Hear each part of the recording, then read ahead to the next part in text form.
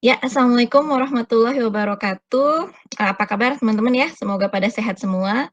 Kita hari ini masuk ke kuliah 14 ya. Kita akan bahas tentang register, counter, dan memori. Ini untuk apa ya? Contoh lah ya, penggunaan flip-flop ya. Rangkaian sekuensial itu seperti apa ya? Register itu adalah contoh aplikasi dari flip-flop sebetulnya ya. Nah, jadi kalau kita punya register n bit, maka flip-flop yang dipakai n buah gitu ya. Dan register ini bisa menyimpan informasi biner sebanyak n bit ya. Jadi maksudnya satu flip-flop itu kan hanya bisa menyimpan satu bit kan ya. Jadi kalau n bit, maka flip-flopnya perlu n buah gitu ya. Oke. Nah, kemudian sebagai tambahan, register itu mungkin memiliki gerbang kombinasional juga yang mengerjakan tugas tertentu dalam pemrosesan data, ya, seperti itu. Kemudian kita belajar nanti counter ya. Counter itu adalah register yang mengikuti serangkaian state yang sudah ditentukan. Jadi sudah ada state diagramnya gitu ya. Nah terus nanti counter itu desain untuk melakukan job tertentu gitu ya. Nah, gerbang-gerbang dalam counter dihubungkan sedemikian rupa untuk menghasilkan serangkaian state yang diperlukan. Jadi, intinya sih counter itu menghitung ya, counter itu kan penghitung ya. Nah, jadi dia menghitung apapun gitu ya. Nah, ini sebelum masuk ke counter kita bahas register dulu. Nah, register itu tujuannya untuk menyimpan suatu bit ya. Nah, ini adalah contoh rangkaiannya ya untuk 4-bit register ya. Misalkan kita mau nyimpen 4 bit nih ya, ada bit I0 sampai I3 ya, ini akan disimpan menjadi state dalam ini, dalam D flip-flop ini ya. Karena kita mau nyimpan 4 bit, maka kita pakai 4 D flip-flop ya, yang nanti state-nya adalah A0 sampai A3 ya, untuk menyimpan I0 sampai I3 ini gitu ya. Nah, kalau kita baca, kalau kita analisis rangkaiannya, jadi ini ceritanya kalau ada clock, pulsa clock ya, maka pada saat clock-nya ini positive edge, maka data dari keempat input ini ditransfer ke dalam register. Ya, jadi hanya register ini hanya bisa menyimpan data pada saat clock-nya positive edge, gitu kan ya. Nah, terus nanti keempat output ini itu sebetulnya adalah informasi atau state yang ada di dalam D flip-flop ini ya, berarti yang ada di dalam registernya gitu ya. Kemudian kita bisa mereset si register ini dengan set ini clear B ya, set low tapi ya. Jadi dikasih pulsa 0. Nah, kalau clear B-nya ini dikasih pulsa 0, maka dia akan mereset. Gitu ya. Nah, kemudian ini contohnya adalah di memori ya. Memori itu seperti ini teman-teman ya. Jadi, kalau di sini ada data, maka data itu akan tersimpan di register pada saat clock-nya positive edge, seperti itu ya.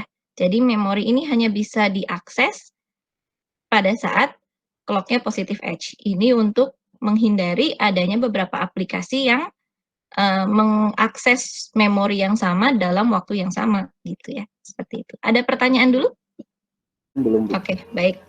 Baik, saya lanjutkan ya. Nah, kemudian ada lagi yang namanya shift register ya. Ini kan pulsa clock sama seperti biasa lah ya. Dia akan mengaktifkan flip-flop, semua flip-flop ini pada saat positive edge ya kan. Nah, pada saat pulsa clock yang pertama apa yang terjadi? Pulsa clock yang pertama ya, positive edge clock yang pertama, maka sinyal dari data input ini akan dimasukkan ke sini, menjadi data di sini kan ya, disimpan di sini. Kemudian pada pulse clock berikutnya, data dari sini masuk ke sini, ya kan? Berikutnya lagi, pulse clock berikutnya lagi, data dari sini masuk ke sini. Kemudian berikutnya lagi, data dari sini masuk ke sini gitu ya. Jadi ini namanya shift register, yaitu register yang memiliki kemampuan menggeser bit, ya, baik ke kanan maupun ke kiri. Tapi di sini shift registernya hanya memiliki kemampuan untuk menggeser bit ke kanan berarti ya, dari kiri ke kanan. Oke, seperti itu. Ada pertanyaan shift register? Ini biasanya untuk apa sih? Untuk ngasih delay ya biasanya ya. Jadi datanya itu di delay beberapa lama gitu ya. Biasanya seperti itu. Oke, cukup. Nah, ini kalau kita lihat timing diagramnya ya untuk shift register ya. Jadi seperti ini teman-teman, kita lihat kalau ini positive edge clock yang pertama, misalkan kita punya data nih ya, datanya hanya muncul satu kali aja nih seperti ini ya. Jadi, nah gini ya. Jadi datanya muncul kan bisa kapan aja ya, tidak perlu sinkronus. Tapi karena flip-flop itu prinsip kerjanya selalu sinkronus, jadi dia hanya bisa berubah state pada saat positive edge, ya gitu aja kan. Nah, pada saat clocknya positive edge dan datanya 1, baru si flip-flop yang ke 0 gitu, oh ini yang ke 0 ya, bukan ke 1, nggak apa-apa lah, ceritanya. Oh ya, oke. Ini D1 itu menyimpan key 0 gitu ya. Oke. Nah, pada saat datanya 1 dan clocknya positive edge, maka key 0 itu menjadi 1 ya. State D1 itu 1 gitu kan ya. Artinya key 0-nya 1. Oke. Nah, pada saat positive edge clock yang kedua, datanya kan sudah 0 ya. Nah, karena datanya sudah 0, maka key 0 berubah menjadi 0 kembali, gitu kan. Nah, tapi si D2 ini membaca bahwa key 0-nya ini 1 kan, gitu kan ya, pada saat itu ya. Sehingga key 1-nya menjadi 1, alias state-nya D2 itu menjadi 1, dan seterusnya ya. Nah, jadi ini prinsip kerja shift register ya. Timing diagramnya seperti ini. Ada pertanyaan?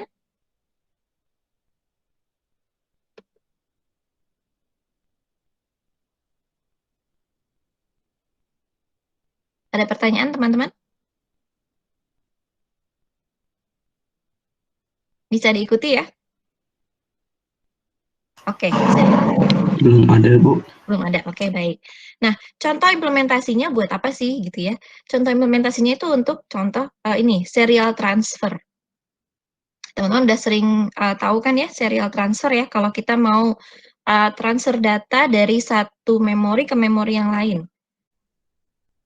Ada shift control gitu ya, yang menentukan kapan dan berapa kali ya register di shift gitu ya. Memerintahkan register A dan register B untuk on gitu, artinya bisa mentransfer data. Nah, kemudian baru ditransfer data secara serial, ya kan ya? Jadi nanti timing diagramnya seperti ini teman-teman ya. Pada saat shift controlnya bilang 1, oke 1 transfer data gitu ya. Nah, pada saat 1, maka dia ngelihat nih, pulsa clock-nya ini kan jalan terus sebetulnya ya, tapi yang diambil hanya pada saat shift controlnya 1 dan clock-nya 1. Artinya yang CLK yang besar ini itu baru dilihat pada saat di sini kan ya. Oke, jadi di sini baru dia bisa mentransfer 1 bit ya. Dari shift register A ini, bit yang akhir, least significant bitnya masuk ke shift register B sebagai most significant bit gitu kan. Nah, terus yang least significant bitnya itu juga ditransfer menjadi most significant bit dari shift register A. Jadi di sini datanya muter aja kalau di shift register A. Kenapa? Untuk menghindari loss of information. Sedangkan di shift register B itu datanya masuk satu persatu. Gitu ya, sampai akhirnya terisi penuh gitu shift registernya. Nah, itu adalah transfer data tuh seperti itu teman-teman ya. Transfer data secara sinkronus tuh seperti itu ya. Baik. Nah, ini adalah tadi ya shift register untuk serial transfer tuh seperti ini ya. Jadi misalkan nih initial value di register A itu 1011. Ini kita bicara 4 bit dulu ya, karena hanya untuk ya supaya gampang gitu ya. Padahal kalau di komputer ingat ya, sebetulnya 32 bit ya, atau 64 bit malahan ya. Jadi lebih cepat gitu ya. Nah, oke, misalkan ini 1011. Terus register B tadinya terisi 0100. Terus kita mau transfer data dari register A ke register B. Kita lakukan secara serial misalkan ya. Berarti pada saat pulsa CLK ini ya, positive edge CLK yang pertama, nilai least significant bit dari register A ini masuk ke register B sebagai most significant bit, ya kan? Nah, selain itu juga untuk prevent loss of information ya, untuk menghindari hilangnya data, maka yang ini juga ditransfer ke most significant bitnya, jadi muter ya. Oke, jadi yang di sini satunya pindah ke depan menjadi ini, gitu. Terus 101 ya, 3 bit yang depan ini. Kemudian yang satu sini juga pindah ke sini, menggeser register B ya. Jadi 1001. Oke. Dan seterusnya ya teman-teman ya. Akhirnya apa ya? Selalu tergeser gitu jadinya ya. Sampai akhirnya nanti setelah T4 maka register B akan menerima semua bit gitu 1011 dan register A memiliki informasi yang tetap sama seperti sebelumnya. Jadi informasi tidak hilang. Kalau gagal gitu masih bisa diulang kembali gitu. Oke. Kemudian kita lanjutkan ke counter sekarang ya. Counter itu adalah register yang mengikuti sebuah urutan state yang sudah ditentukan. Ya intinya untuk menghitung lah ya. Nah, inputnya itu bisa clock, bisa juga sumber internal atau eksternal. Nah, counter yang sumber inputnya clock ini namanya adalah inputnya clock, itu artinya counter yang sinkronus yang tadi saya bilang ya. Counter sinkronus. Maksudnya apa ya? Berarti dia difungsikan sebagai timer mungkin ya untuk menghitung waktu sesuatu, entah apapun itu ya. Menghitung waktu. Jadi dia justru menghitung pulsa clock-nya yang dihitung, berapa kali clock gitu ya. Karena satu pulsa clock kan periodenya jelas ya, berapa periodenya gitu kan. Nah, jadi kalau synchronous counter itu berarti dia menghitung pulsa clock-nya berapa kali gitu kan ya.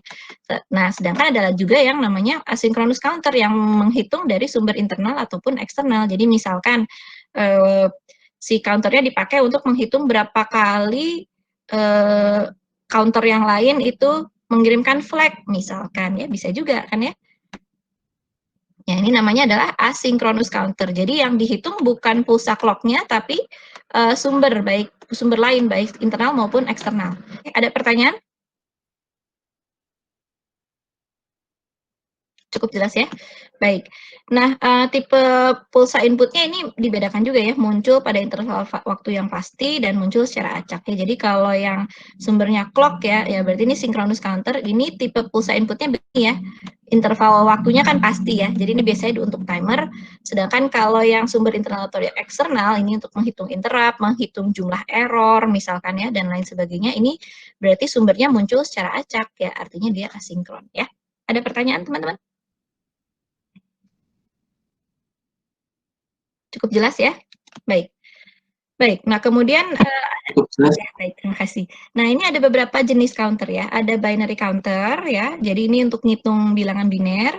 Terus ada n-bit binary counter yang memiliki n flip-flop gitu ya. Kemudian ada asynchronous counter dan synchronous counter. Ini sudah dijelaskan tadi ya. Oke? Ya. Ya, dan kalau n-bit binary counter itu berarti terdiri dari n flip-flop dan dia bisa menghitung dalam nilai biner ya, dihitungnya ya. Menghitung dalam nilai biner dari 0 sampai 2 pangkat n min 1. Jadi desimalnya itu seperti ini ya, 2 pangkat n min 1. Oke ya. Oke, kemudian kita masuk ke ripple atau asynchronous counter ya. Nah, kalau asynchronous counter itu berarti dia tidak mengubah state dengan datangnya pulsa clock. Ya. Jadi nanti kita lihat. Nah ini contohnya adalah binary ripple counter using T flip-flop ya. Ini berarti 4 bit ya. 4 bit binary counter. 4 bit binary ripple counter menggunakan T flip-flop ya. Kenapa 4 bit? Karena T flip-flopnya ada 4 kan ya. Nah, apa yang dilakukan? Kita lihat analisis bersama-sama. Kita lihat masukannya itu adalah ini kan, count. Ripple counter. Ripple counter tuh asinkronus ya. Ini asinkronus ya. Jadi dia bukan menghitung pulsa clock, tapi dia menghitung suatu sumber yang datangnya acak gitu ya, baik dari internal maupun dari eksternal ya. Intinya dia karena dia 4 bit maka dia menghitung dari 0 sampai 15 kan, karena 4 bit ya kan. Karena ini 4 bit kan. Ini kan 4 bit binary ripple counter ya. Jadi karena 4 bit dia ngitung dari 0 sampai 15. Oke. Nah, kemudian ini oke, karena T flip-flop maka dia mengkomplement. Nah, kemudian apa yang dilakukan? Pulsa count itu akan menerima pulsa clock. Si flip-flop yang A0 gini ya, flip-flop yang ke 0 ini akan menerima pulsa count yang masuk. Ya, kita lihat bahwa T flip-flop ini selalu diberi logic 1, artinya kalau dia aktif, dia akan selalu apa? Kalau T flip-flop dikasih logic 1 ngapain?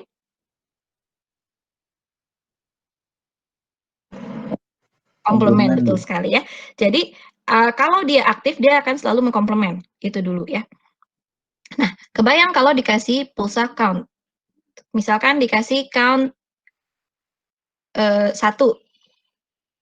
sekali seperti ini. Apa yang terjadi?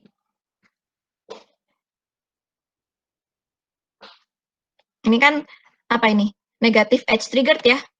Ini kan negatif edge triggered ya. Berarti pada saat selesai gitu ya. Nah, di sini ya. Nah, pada saat di sini T flip-flopnya aktif gitu kan ya. Pada saat di negatif edge ini T flip-flopnya aktif, artinya dia mengkomplement ya. Bayangkan ya, awalnya tuh semua state-nya 00 misalnya, namanya counter ya, berarti mulainya dari 0 dulu. Tadinya bitnya 0 semua nih. Begitu ada count 1 gitu ya, berubah dari 1 ke 0, si T flip-flop yang pertama ini akan aktif. Artinya dia ngapain? Mengkomplement yang ini kan. Ini dari 0 menjadi 1 ya kan? Dikomplement ya. Itu ceritanya datang lagi nih, count. Nah, set ada flag lagi misalkan atau apapun lah ya. Nah, begitu ada transisi dari positif ke negatif, dia akan komplement lagi kan ya? Betul? Komplement lagi. Artinya yang tadinya, ini kan tadinya 0, terus berubah jadi 1. Nah, terus setelah berapa lama, dia 1, terus ya lama, misalnya 1 kan, terus tiba-tiba dia berubah menjadi 0 pada saat datang si ini yang kedua, gitu kan ya. Pada saat datang yang kedua, dia berubah menjadi 0. Nah, pada saat ini bertransisi dari 1 menjadi 0, ini kan berubah menjadi 0 nih ya. Berubah menjadi 0. Pada saat dia bertransisi dari 1 menjadi 0, maka ini akan men-trigger flip-flop yang A1, ya kan? Yang ke 1 ini di-trigger. Ya kan? Nah, ini aktif sehingga ini dikomplement. Begitu? 0 menjadi 1. Jadi sekarang bit yang disimpan apa? 0010 gitu kan? Kemudian beberapa saat lagi, lama gitu ya, datang lagi flag-nya misalkan ya, pulsa ininya ada lagi. Nah, pada saat ini ada lagi yang negatif edge lagi, maka dia akan berubah lagi dari sekarang berubahnya dari 0 ke 1 malahan. Karena dia berubah jadi dari 0 ke 1 ya, ini jadinya state-nya jadi 1 sekarang ya. Ini saya hapus aja biar nggak bingung. Karena sekarang dia berubahnya dari 0 ke 1, berarti kan tidak negatif edge kan ya. Berarti si yang ini kan tetap nggak berubah kan ya. Karena kan dia dari 0 ke 1 sekarang transisinya. Jadi ini nggak berubah, jadi tetap ini. Jadi artinya dia sudah menyimpan bit 0011, benar kan? Count-nya muncul 3 kali kan? Ya. Terus udah gitu, kalau ada flag lagi berarti muncul yang keempat ya. Flag yang keempat muncul, maka apa yang terjadi? Ini kan aktif dikomplement lah dari 1 ke 0 sekarang, berubah dari 1 menjadi 0. Nah, pada saat berubah dari 1 menjadi 0, ini menjadi aktif karena apa? Karena negatif edge kan ya. Nah, karena negatif edge ini menjadi aktif, akhirnya ini dikomplement dari 1 menjadi 0 ya. Nah, karena di sini tadi sudah sempat berubah ya, tadinya 0 gitu, terus berubah jadi 1, terus berubah jadi 0 lagi ya. Nah, pada saat 1 berubah menjadi 0, nah ini jadi negatif edge juga kan di sini kan. Karena ini negatif edge, maka ini akan mengaktifkan flip-flop yang berikutnya, sehingga ini berubah dari 0 menjadi 1. Sedangkan yang ini kan dari 0 menjadi 1 ya. Jadi ini tidak men-trigger yang ini, belum ya. Jadi apa bit yang disimpan sekarang? 0, 1, 0, 0 ya. Artinya kan 4 ya, 0100 ya. Bisa diikuti teman-teman? Bisa, masih bisa, Bu. Bisa, Bu. Nah, ya, oke, baik ya. Bisa, Oke, Bu. baik, terima kasih. Nah, itu ya, itu adalah prinsip. Masih bisa. Baik. Itu adalah prinsip dari asynchronous counter ya. Bagaimana kita menghitung ya. Nah, ini nanti di praktikum teman-teman akan belajar ya, bikin counter ya, gitu ya. Oke, baik. Nah, ini tadi sudah saya jelaskan ya. Jadi tiap flip-flop berkomplement jika sinyal pada input C mengalami transisi negatif ya, negatif edge kan ya. Terus tiap pulsa dari input count mengkomplement A0, ini sudah tadi Nah, setiap kali A0 bergerak dari 1 ke 0, maka hal tersebut akan mengkomplement A1. Setiap A1 bergerak dari 1 ke 0, hal tersebut mengkomplement A2. Dan setiap A2 bergerak dari 1 ke 0, hal tersebut mengkomplement A3. Gitu, seperti itu ya. Jadi, tadi ya sudah saya jelaskan. Nanti kalau lupa, bisa dilihat lagi slide-nya ya, atau lihat lagi videonya ya. Oke. Jadi ini tadi ya, penjelasannya tadi ya. Pada saat T0, tadinya 00 semua state-nya gitu ya. Pada saat masuk 1 kali, maka akan dikomplement ya, sehingga menjadi 1. Nah, pada saat 1, pada saat muncul lagi count yang kedua, dia dikomplement lagi kan. Nah, pada saat dikomplement, maka karena bertransisi dari 1 ke 0, dia men-trigger yang A1, gitu kan ya. Terus, udah gitu, masuk lagi yang ketiga, dia dikomplement lagi ke 1. Yang dikomplement yang mana? Yang A0-nya, ya kan? Tapi ini masih positif edge ya, jadi tidak ada perubahan dari A1. Begitu masuk lagi 1 lagi, nah baru dia dikomplement lagi, dia menjadi berubah dari 1 ke 0, karena 1 ke 0 artinya dia negatif edge men-trigger flip-flop berikutnya ya. Akhirnya flip-flop berikutnya ini bertransisi dari 1 ke 0, dan karena ini juga negatif edge, maka dia men-trigger yang flip-flop yang A2. Ya, dan begitu seterusnya ya. Ini tadi sudah dijelaskan. Oke ya, sudah jelas ya? Nah, sekarang bagaimana kalau pakai D flip-flop? Ternyata kalau pakai D flip-flop, ya sebetulnya prinsipnya sama ya.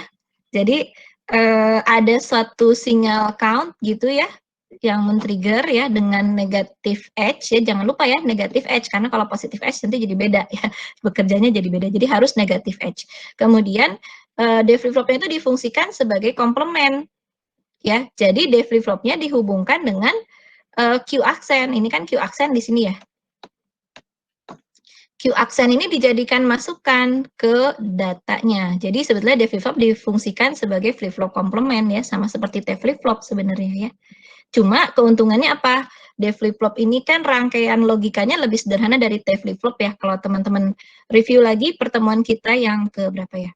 11 ya, yang tentang D latch, terus D flip-flop, JK flip-flop, T flip-flop, teman-teman kan jadi tahu bahwa D flip-flop itu bekerjanya, bukan bekerjanya, gate-gate di dalamnya lebih simple dibandingkan T flip-flop kan? Ya, logic gate-nya lebih sedikit. Nah, jadi lebih gampang pakai D flip-flop gitu ya, untuk membuat si ripple counter sebetulnya ya. Jadi tinggal datanya dihubungkan ke key aksen gitu ya. Oke. Ya, jadi ini prinsip kerjanya sama. Nah, sekarang gimana kalau pakai JK flip-flop? Ada yang bisa menjawab?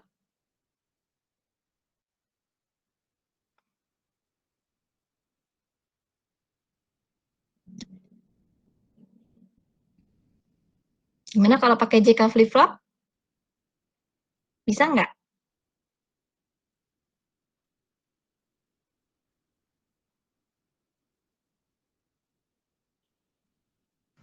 J sama K-nya dibuat satu-satu biar komplement.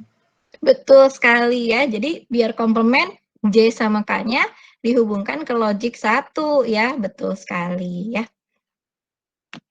Nah, jadi ini ya, intinya adalah all J and K inputs assumed to be 1. Jadi semua J dan K itu dikasih logic gate, logic 1 gitu ya. Si J sini kasih 1, sini 1, semua kasih 1, supaya fungsinya komplement gitu ya. Kemudian ya sama aja dengan yang T flip-flop tadi dan D flip-flop tadi ya. Jadi dia yang pertama dihubungkan ke clock gitu, ini untuk menghitung, ini untuk count-nya gitu ya, pulsa count-nya di sini masuknya. Count-nya di sini, kemudian nanti output dari yang pertama ini, bit yang ke 0 ini ya, ini A0 atau A ya, ini yang bit ke 0. Output dari bit ke 0 ini dipakai untuk mengaktifkan bit yang ke 1 gitu. Kemudian output yang ke 1 dipakai untuk mengaktifkan bit yang kedua dan seterusnya ya. Seperti itu, sama seperti tadi, hanya ini kita bikin gambarnya bukan dari atas ke bawah, tapi dari kanan ke kiri, nggak masalah kan ya, sama aja ya. Oke, pada saat negatif edge yang pertama, dia mulai si A-nya terkomplement gitu kan. Pada saat dia terkomplement, masih biasa hanya dia sendiri yang berubah ya kan, jadi bitnya 0001 sekarang. Nah, kemudian pada saat negatif edge clock yang kedua gitu, maka dia dikomplement lagi, dan karena ini negatif edge gitu ya, maka dia men-trigger yang B untuk terkomplement ya. Seperti itu. Maka sekarang bitnya menjadi 0010 ya. Kemudian pada saat clock negatif edge yang ketiga, dia men-trigger lagi yang ini untuk dari 0 ke 1 yang A. Nah, tapi karena ini masih positif edge, dia tidak men-trigger yang B gitu kan. Nah, pada saat yang keempat, baru dia ada negatif edge ya, berubah dari 1 ke 0, maka dia men-trigger yang B untuk terkomplement. Jadi dia berubah dari 1 ke 0 juga. Nah, karena dia berubah dari 1 ke 0, maka dia men-trigger yang C gitu ya, bit yang kedua untuk berkomplement dari 0 ke 1. Sehingga sekarang bitnya menjadi 0100 untuk 4 pulsa clock ya, seperti itu, dan seterusnya. Ya, sehingga teman-teman lihat di sini dia ngitung dari 0000 sampai seterusnya gitu ya. Menghitung berapa jumlah pulsa clock ini gitu. Ya, ini kalau si count-nya itu dihubungkan dengan clock ya. Tapi kalau dia dihubungkan dengan sumber eksternal, ya berarti nunggu dari sumber eksternal itu gitu. Ya, ini kalau ada lagi yang synchronous counter ya. Jadi kalau synchronous counter itu pulsa clock-nya dihubungkan ke semua input flip-flop. Jadi clock yang berlaku umum ini akan men-trigger semua flip-flop secara simultan. Itu namanya synchronous counter ya, teman-teman ya. Nah, gimana caranya? Jadi seperti ini, teman-teman.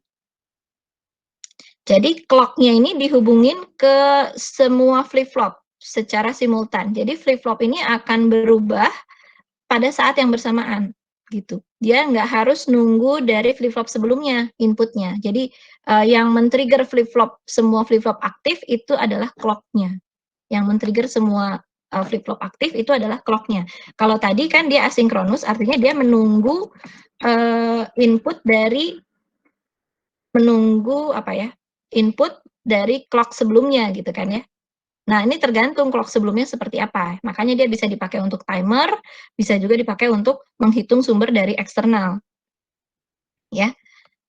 Nah, tapi kalau synchronous counter, itu berarti ada suatu clock yang berlaku umum, yang men-trigger semua flip-flop secara simultan. Ya. Nah, ini seperti ini ya. Jadi kalau kita analisis, kita lihat seluruh flip-flop itu positive edge triggered ya. Jadi dia hanya berubah pada saat clock-nya berubah dari 0 ke 1 ya. Nah, beda dengan yang tadi. Kalau tadi kan negative edge, kalau ini positive edge. Terus state awal seluruh flip-flop 0, sama seperti yang tadi ya, state awalnya 0. Kemudian kita lihat A0 ini dikomplement pada saat count enable adalah 1. A1 dikomplement pada saat A0-nya 1, kan ya, tadi ulang lagi ya, count-nya 1. Berarti ini kan 1, ini 1, ya kan? Terus karena ini 1, pada saat pulsa clock yang pertama, ini berubah dari 0 menjadi 1 kan? Nah, begitu ini 1, maka ini 1, terus ini jadi 1 kan? Berarti clock berikutnya, ini dikomplement menjadi 0, ini dikomplement dari 0 menjadi 1. Ya kan? Nah, tapi karena ini menjadi 0, terus yang ini kan jadi 0 juga kan, karena ini rangkaian kombinasional ya yang di sini kan. Karena ini 0, ini langsung 0, ini juga langsung 0 lagi. Artinya pada saat clock berikutnya, ini juga ini 1 ya, ini 0. Artinya pada saat clock berikutnya, yang dikomplement hanya yang ini doang. Gitu ya. Ya kan? Jadi dia ngitungnya dari 0001, udah gitu 0010, udah gitu 0011. Ya. Nah, begitu ini 1 di-N-kan dengan 1, ini 1 ya, ini 1, ini 1 di-N-kan dengan 1, kan ini jadi 1 lagi kan. Nah, begitu clock berikutnya, apa yang dilakukan? Dikomplement dua-duanya kan, karena ininya tetap 1, ya, jadi ini dikomplement menjadi 0, ini dikomplement menjadi 0. Dan karena ini tadi 1, ini jadi 1, oke, ini jadi dikomplement juga dari 0 menjadi 1, sehingga 1, 0, 0, dan seterusnya. Ya. Jadi A1 dikomplement ketika A0 sama dengan 1, A2 dikomplement ketika A0 sama dengan 1, dan A1 sama dengan 1, A3 dikomplement ketika A0 sama dengan 1, A1 sama dengan 0, dan A2 sama dengan, A0 sama dengan 1, A1 sama dengan 1, dan A2 sama dengan 1. Ya. Jadi ini yang dilakukan, teman-teman ya.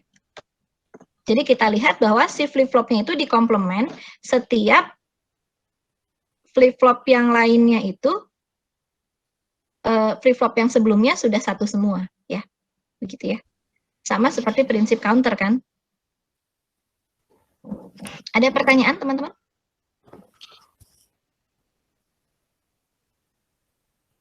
Bisa ya? Ada pertanyaan? Insya Allah belum, Bu. Belum ya? Oke, baik. Cukup ya. Nah, baik. Sekarang masuk ke ripple counter yang binary coded decimal ya. Nah, kalau binary coded decimal ripple counter itu artinya dia menghitung desimal yang dikodekan dalam bentuk biner dari 0000 sampai 1001. Ini artinya dari 0 sampai 9 kan ya. Dia ngitung dari 0 sampai 9 ya. Dia ngitung dari 0 sampai 9. Kemudian kalau hitungannya udah sampai 9, artinya counternya harus kembali ke 0, dan dia juga ngasih flag, ngasih output, ya, untuk ngasih tahu bahwa counternya sudah full, gitu ya. Nah, terus masuk ke binary ripple counter berikutnya, gitu ya. Dan ini binernya biasa ya, karena direpresentasikan dengan biner, maka kita menggunakan 4 bit. Ya. Oke, ini adalah jenis counter yang lain ya, untuk menghitung bilangan desimal. Nah, kalau kita mau pakai T flip-flop misalkan, bagaimana cara kita merancang nih? Ini untuk sekalian review merancang ya. Yang kita inginkan adalah dia berubah state ya, dari 0000, kalau ada suatu input ya, dia berubah ke 0001, outputnya 0, masih belum ada flag gitu kan ya. Dan seterusnya ya, kalau dari 0001 dikasih input lagi, maka dia berubah ke state 0010, dan seterusnya ya. Sampai akhirnya dia menghitung, kalau dia dari state 9, 1001, nah dia berubah lagi ke 0000 ya, mereset lagi kan si next state-nya itu jadi 0 lagi, tapi ada flag ya, dia ngasih output. Nah, kalau kita mau merancang pakai T flip-flop, itu gimana teman-teman? Masih ingat nggak? Coba kita bareng-bareng. Apa ini? Bagaimana flip-flop inputnya? Untuk yang TQ8.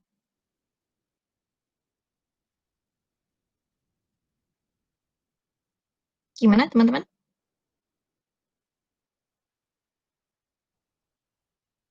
Apa flip-flop input ini mereview ya, mereview merancang ya. Merancang BCD synchronous counter dengan T flip-flop.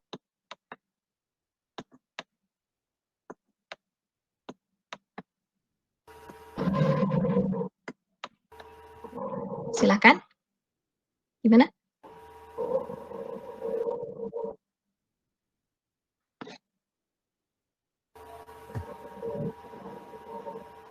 Yang TQ8 satu. TQ8 yang pertama. Yang paling bawah. Paling bawah? Iya, satu. Yang paling bawah ini kan berubah dari state-nya 0, dari state 1, yang Q8 ini berubah menjadi 0, berarti dia dikomplement ya. Karena dia dikomplement, maka dia 1 di sini, betul. Kalau yang atas? Q8-nya 0. Yang atas 0, Bu. Yang atas 0, betul. 0 ya. Yang ini ya, dari 0 menjadi 0 juga, maka 0, betul. Terus? 0 juga, Bu. Oke, ini 0, jadi 0 juga ya.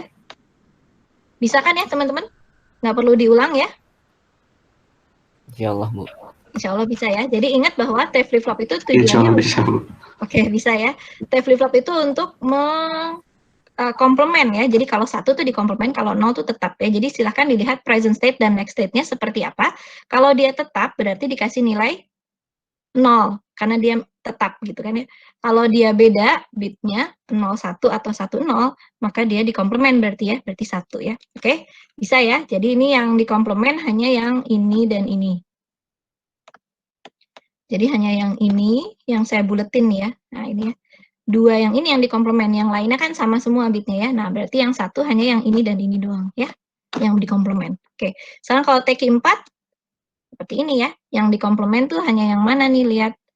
Yang ini ya, bener kan? Ini dikomplement ya dari 0 ke 1. Yang ini 111, 111, dan ini ternyata dari 1 dikomplement ke 0 ya. Nah, jadi yang 1 hanya yang ini, yang lainnya kan sama ya. TQ2, kita lihat Q2. Q2 yang dikomplement, yang ini gitu kan, ini, terus ini sama, ini dikomplement, ini sama, ini dikomplement, ini sama, ini dikomplement, ini sama, ini sama. Berarti yang dikomplement ada 4. Ya, betul ya, yang kita tandain ya. Terus Q1, bisa cepet kan ya teman-teman, nanti kalau UAS bisa ya, cepet ya.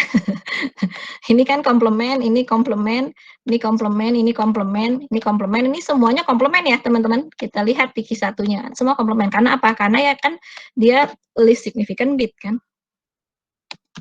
Ya, jadi semuanya komplement. Ya, oke. Nah, sekarang apa yang dilakukan? Cari fungsi boolean dari output dan flip-flop input kan. Fungsi booleannya apa teman-teman? Ini apa fungsi booleannya? TQ1 sama dengan? 1. 1. TQ1 sama dengan 1. Sama dengan 1. Ya, betul. Kalau yang ini, nah ini tuh bisa kita cari dari persamaan flip-flop input yang lain kalau mau ya. Jadi kalau di sini di buku, kalau teman-teman baca buku Morris Mano ya, TQ2 itu dilihat dari persamaan key yang present state ini ya, key aksen 8, key 1 dapatnya ya. Silahkan nanti coba dibuat sendiri lah ya. Kan ini ada present state ya, silahkan cari fungsi ini terhadap present state. Ya, jadi variabel inputnya yang ini, ya kan, outputnya yang ini ya. Jadi silahkan TQ2 dicari terhadap ini, present state ya. Sama lah seperti biasa kan ya.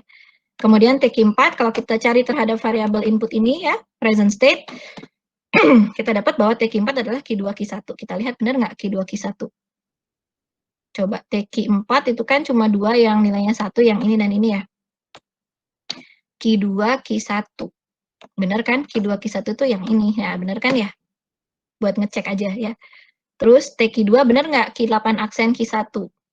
Ini kan yang 1 di sini ya. Q8 aksen Q1. Berarti Q8-nya lagi 0, Q1-nya lagi 1. Benar nggak? Q8 aksen Q1 tuh yang ini kan, ini nilainya 1. Ini juga nilainya 1, betul?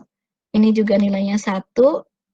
Betul, ini juga nilainya 1, betul ya? Ya, jadi silahkan ya, dicek. Nanti kalau pakai Kmap juga dapatnya seperti itu. Dan kalau mau ngecek lagi nanti misalkan ngerjain soal UAS ya, sudah ngerjain, jangan lupa dicek lagi ya, siapa tahu ada yang salah gitu ya, Kmap-nya atau apanya ya.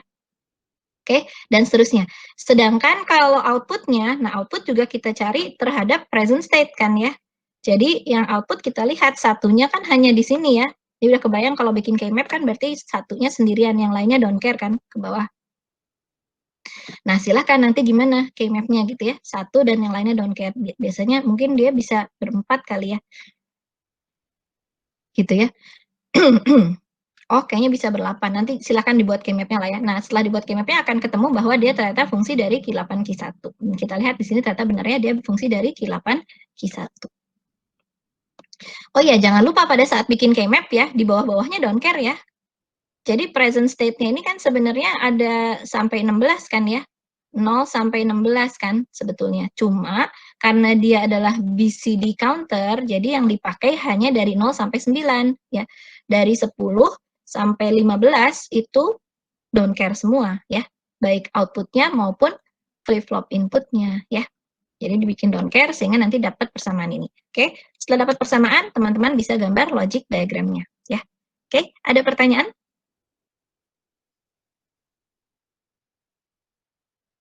Bisa diikuti ya?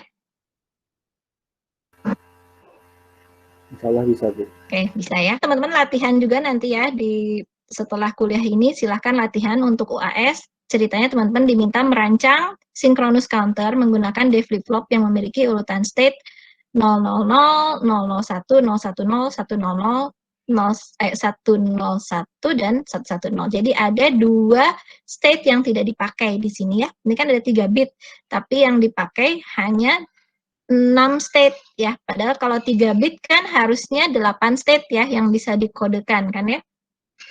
3 bit itu harusnya 8 state, tapi di sini hanya dipakai 6 state. Nah, gimana cara merancang synchronous counter? Nah, kalau synchronous counter itu lebih mudah. Kenapa?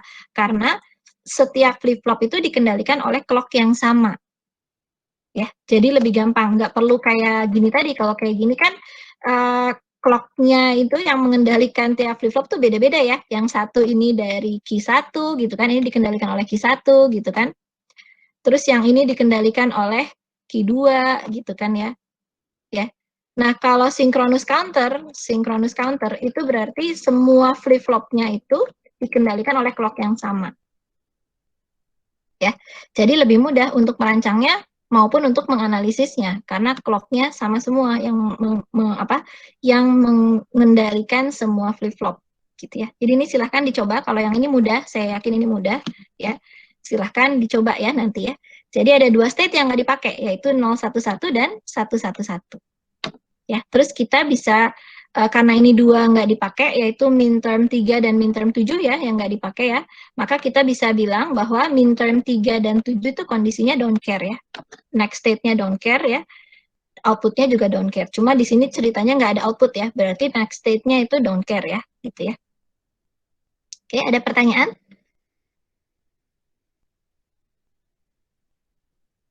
Bisa ya? Ini mudah, kalau yang ini saya yakin mudah, nggak akan ada kesulitan, asal paham yang kuliah-kuliah sebelumnya ya. Oke, baik ya. Jadi pertama silakan bikin state table-nya.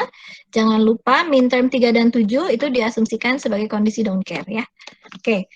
Nah, kemudian silakan teman-teman pakai div flip-flop ya sampai mendapatkan logic diagram untuk yang tadi ya. Nah, sekarang kalau ada kasus kedua, ini tadi kasus pertama yang ini ya, jadi benar-benar tidak dipakai nih, state 3 dan 7-nya itu nggak dipakai, ya.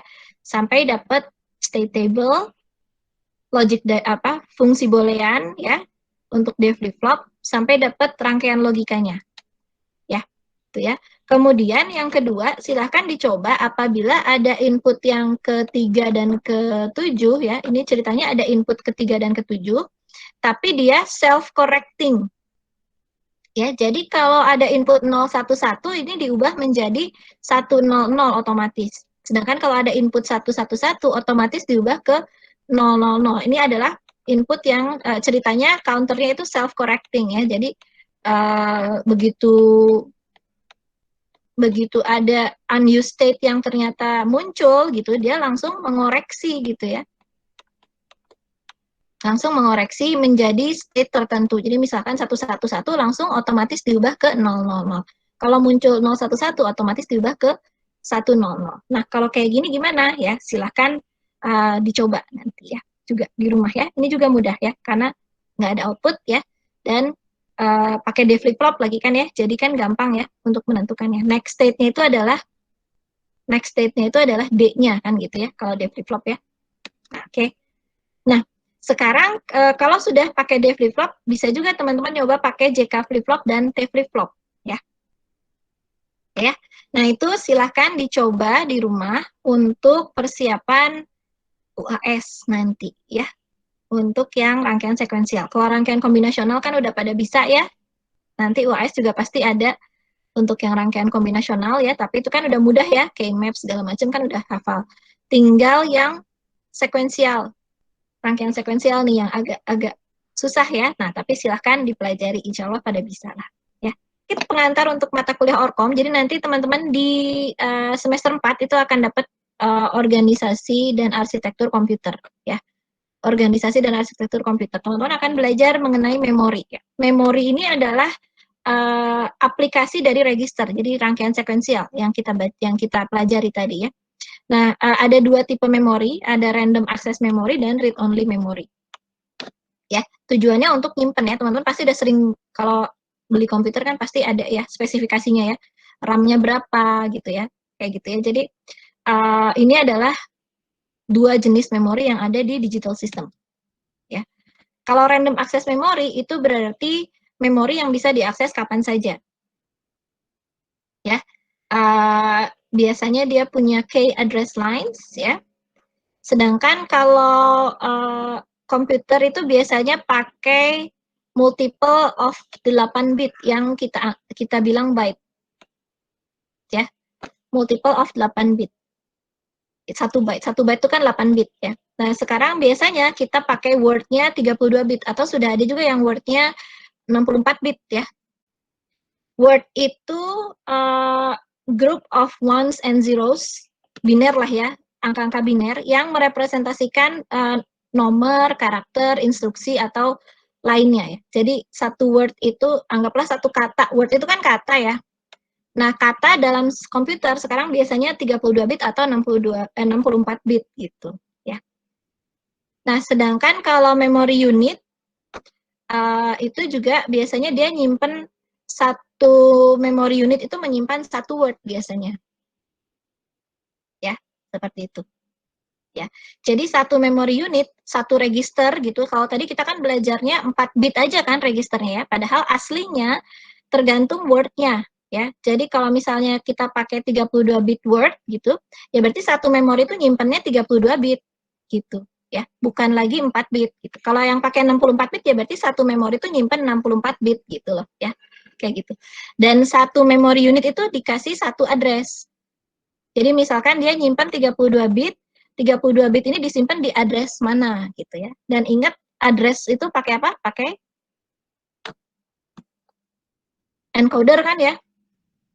Encoder decoder ya untuk mengakses memori yang mana gitu. Jangan lupa ya, yang di rangkaian combinational kan ada encoder, decoder, multiplexer gitu ya, untuk mengakses memori yang mana gitu kan ya. Gitu ya. Oke.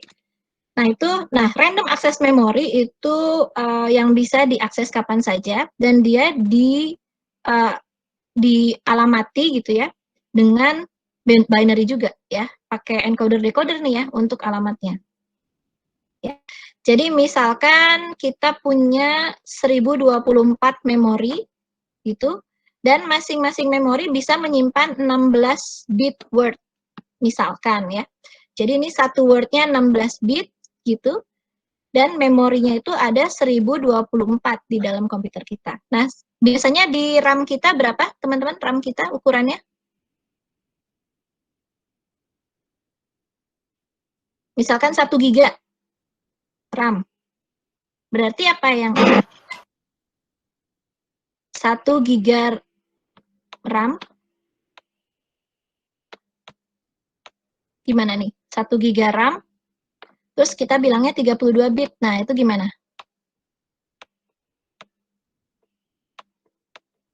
Berarti ada berapa jumlah RAM-nya? Jumlah address-nya aja. Address-nya ada 1 giga kan? Ya, 1 giga itu berapa? 1 kilo kan 1024 ya. 1 kilo itu 1024. 1 mega itu dikali lagi 1024 kan? Kalau giga dikali lagi 1024 ya, gitu kan? Jadi kalau 1 GB RAM, 1 giga RAM, kita bilangnya 1 giga RAM, 32 bit word, artinya di komputer kita itu ada sekian banyak address memori, masing-masing address bisa menyimpan 32 bit, gitu teman-teman. Ya. Paham ya? Ada yang mau ditanyakan?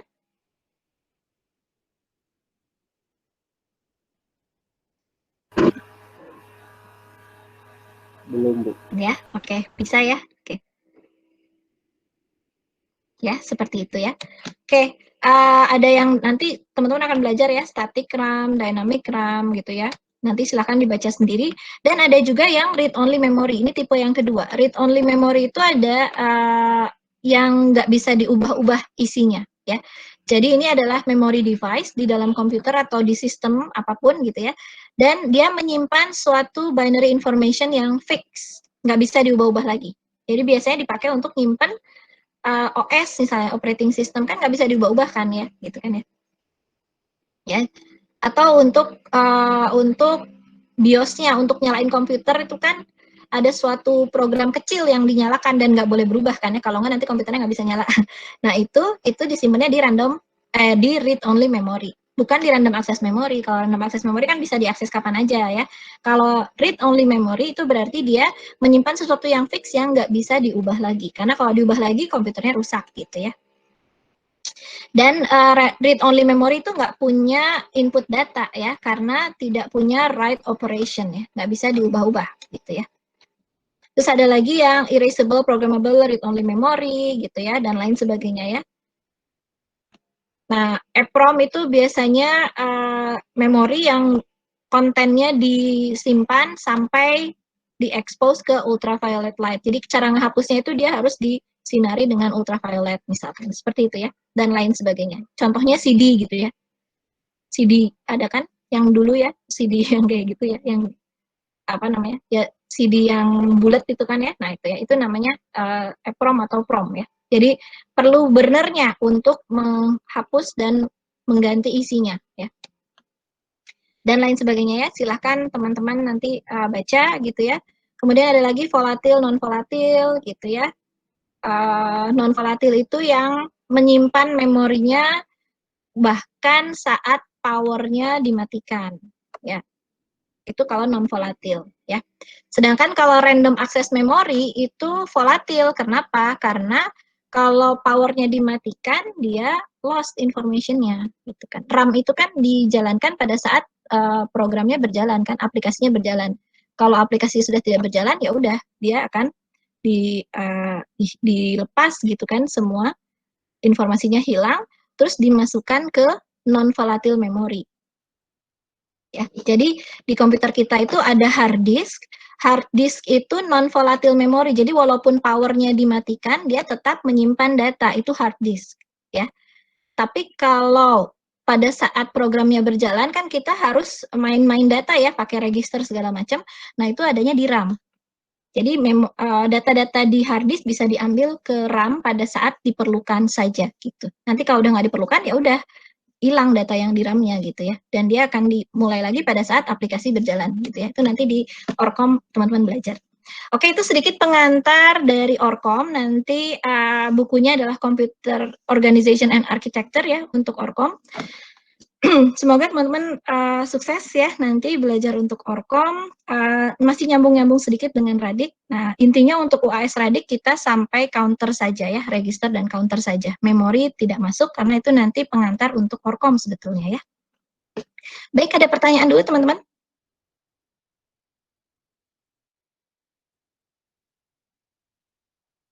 Cukup?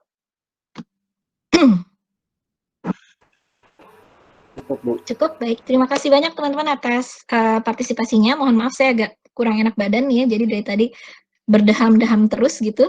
Juga karena ini pertemuan kita terakhir, saya mohon maaf apabila ada salah-salah ya dalam memotivasi, memfasilitasi teman-teman belajar, tapi mudah-mudahan dengan diskusi kita ini teman-teman jadi lebih penasaran gitu ya dengan materi Radik ini, dan teman-teman jadi lebih semangat untuk belajar sendiri gitu ya, karena ya kita harus bisa menjadi self learner ya, tidak hanya mendapatkan informasi dari dosen, karena dosen kan manusia juga ya, pasti ada salahnya. Jadi silahkan untuk semua kesalahan saya mohon maaf, mudah-mudahan dimaafkan oleh teman-teman, dan mudah-mudahan teman-teman rajin mencari informasi dari yang lain juga ya, baik dari buku, dari internet ya, sumber-sumber yang terpercaya lainnya gitu ya, selain dari dosen, karena dosen ya seperti saya bilang tadi ya, banyak kesalahan juga ya. Jadi mohon dimaafkan apabila saya ada salah, dan mudah-mudahan kuliah kita ini bermanfaat untuk teman-teman semua ya. Selamat UAS teman-teman, semangat belajar. Kalau ada pertanyaan silahkan WA ya, gitu ya. Baik, terima kasih banyak. Saya tutup kuliah hari ini. Assalamualaikum warahmatullahi wabarakatuh. Waalaikumsalam. Terima kasih Bu. Banyak Ibu. Sehat dan sukses sekali. Terima kasih Bu. Silakan. Terima kasih.